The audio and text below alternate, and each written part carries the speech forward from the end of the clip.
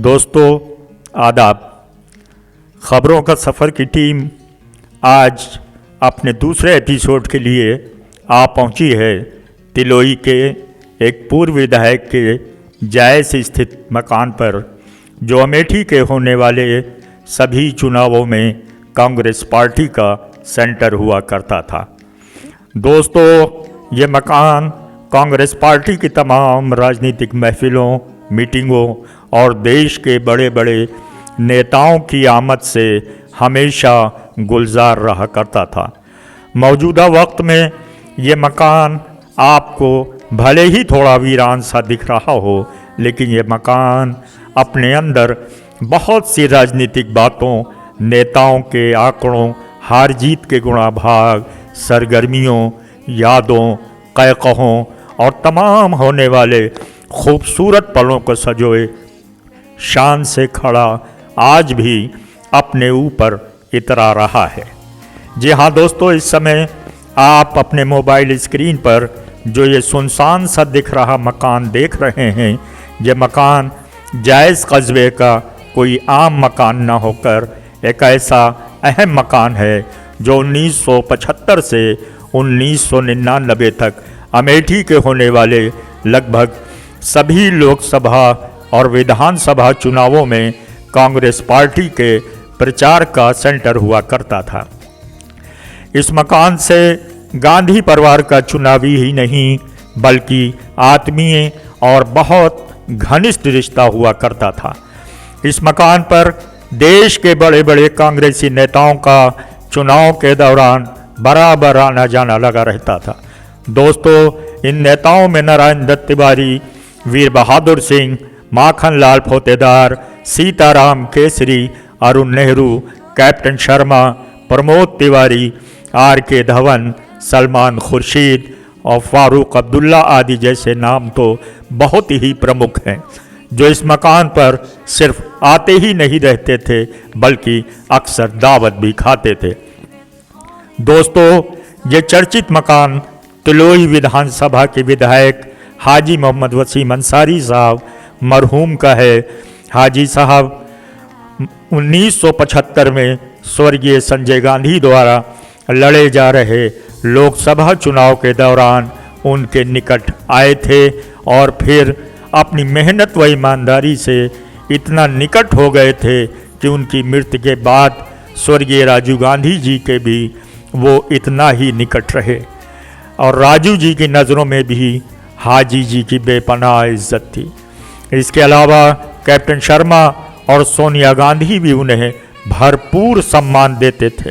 ये सभी नेता हमेशा हाजी साहब ही कहकर उनसे मुखातिब हुआ करते थे।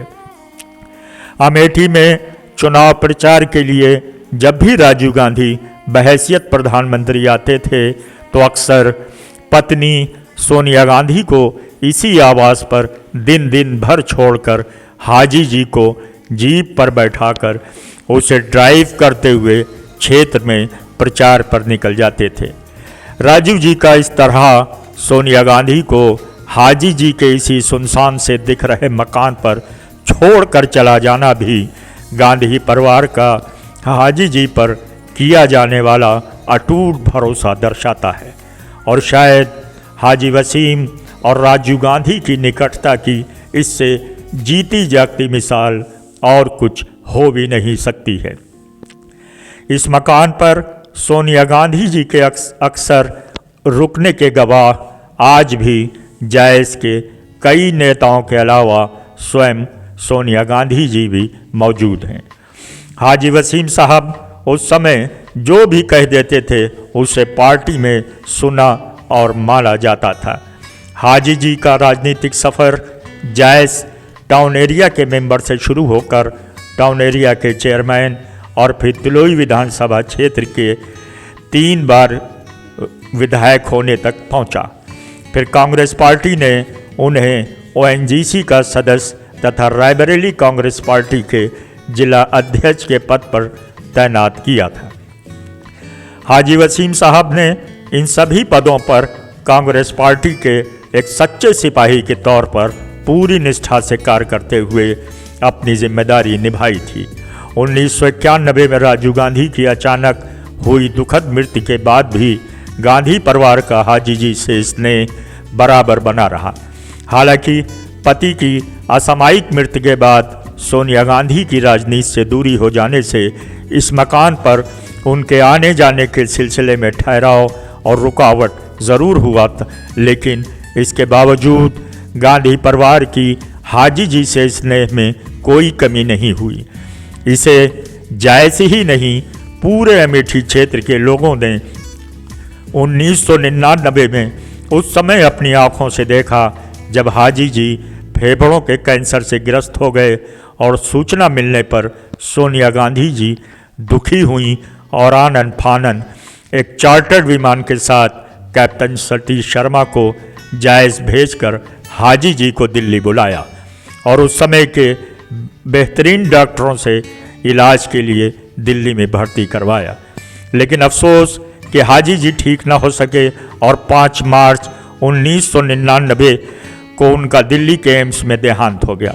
लेकिन वह सोनिया गांधी जी का हाजी जी और इस मकान से अटूट जुड़ाव कि इस दुखद समय पर भी सोनिया गांधी ने हाजी जी के परिवार को तनहा नहीं छोड़ा और उनके शव को चार्टर्ड प्लेन से ही अपने प्रतिनिधि के तौर पर गुलाम अहमद मीर के साथ ससम्मान वापस भेजने का इंतज़ाम किया।